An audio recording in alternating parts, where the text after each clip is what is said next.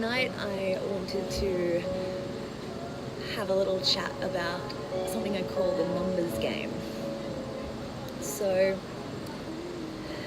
the whole idea of numbers in our lives seems to be such a thing that stresses us out. And when I think of numbers, you think of things like age, money, likes and followers and friends, and we're living in a world where without being a certain age or having a certain amount of money or having a certain amount of likes or followers, it kind of has a negative connotation. I started kind of looking into why we even have numbers as a thing.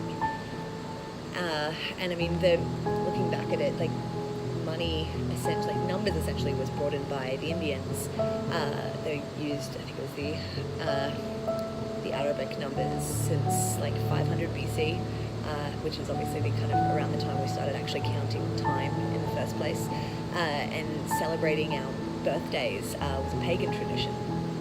And then no one kind of knows for sure when money was first invented, but historians believe there was kind of some metal objects that were first used to kind of trade and used as money as early as like 5000 BC.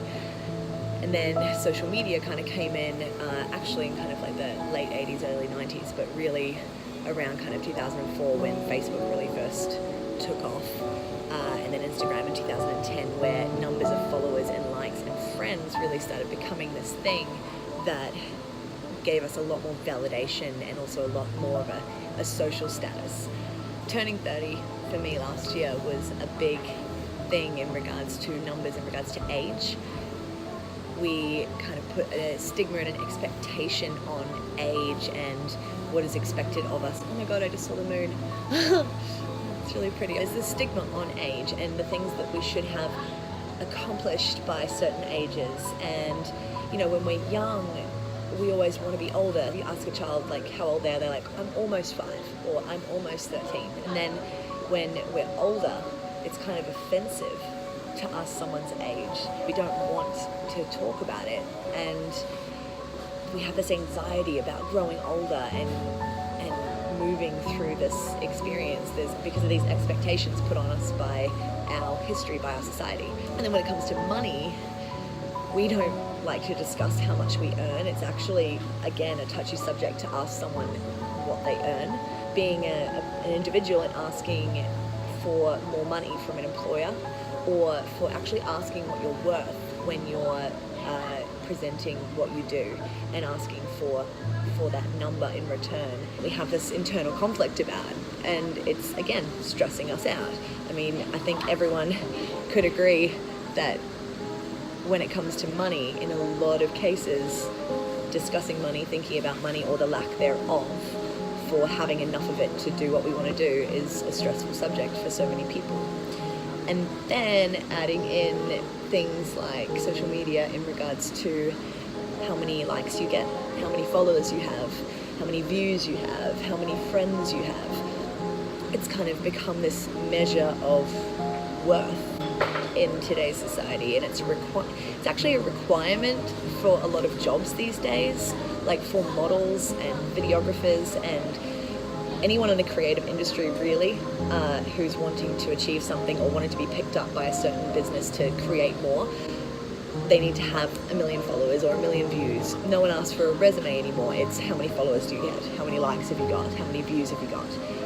And then stepping into the realms of just personal use social media, it's become this amount of, how many friends have you got? We put people on a pedestal when they have this huge amount of following, and then that stresses people out because they think if they don't have a certain amount of likes or a certain amount of views, that they're not actually as worthy as someone with 10,000 followers, 100,000 followers. Then the effects on the brain, the chemical effects on our brain, like the dopamine hits when we get these likes and these comments and views and all of that, and that's making us feel really good, like a drug, like sugar or cocaine. You know, it's actually giving us that same hit in our brain when we get these validations from a number. I just find it so fascinating because it's something that stresses us out so much, so many of us. There are people who don't care about these things, and that's great, but also we have this incredible tool at our disposal, this connectivity through social media, and it's just another one of those numbers that really stresses us out. We celebrate birthdays where all you have to do is not die for 365 days, but we don't celebrate all the things in between, which are actually the things that really count. Yes, we celebrate this number and this achievement that's actually quietly stressing us out in the background, and yet we don't celebrate every day along the way that we woke up and we were alive. We don't celebrate every little dollar that we have earned that has helped us get through those years. We don't celebrate every new follower or comment or like. Numbers are really causing us so much stress, and obviously, just like many things, we're not going to get rid of the numbers. But once you can acknowledge that it is just a number, and whether it's your age, your money in your bank account, or whether it's the amount of followers or people that you have that you're connected to online, they're just numbers. If you go deeper, there's so much more to it.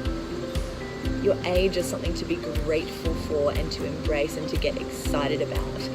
Money, every single cent that you earn is a tool that you can use to do more in your life. Your following online is so beautiful, each and every one of you. We are connecting the world. We have this incredible opportunity, even without online. Every time you go out into the world, whether you just walk down the street and smile at someone, you are changing the world. And then you add in this platform where we can be connected with people all around the world at the tap of a button. And so we shouldn't be worried about not having hundreds of thousands of followers, because every single person you touch is an opportunity to change the world. Instead of going at these numbers with stress, with anxiety, with this stigma, maybe we could go at it from a different angle, with kindness, with love, with excitement. And let's spread more of that in the world.